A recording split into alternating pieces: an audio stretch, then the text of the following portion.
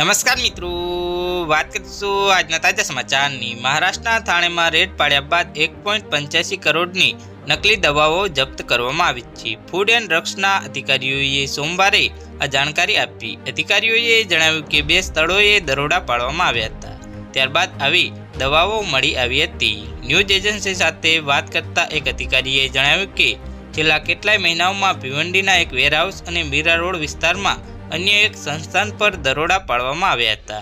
Police અધિકારીએ કહ્યું કે આ મામલે 2 લોકો સામે કેસ નોંધવામાં આવ્યો છે।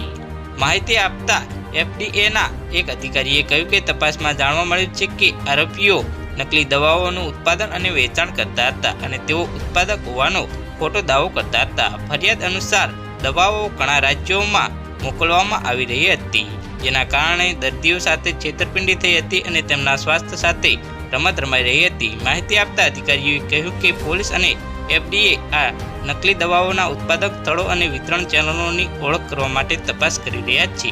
આ દરમિયાન અહીં દરોડા પાડવામાં આવ્યા હતા। તો હાલ માટે આટલું જ, મળીશું નવી અપડેટ સાથે।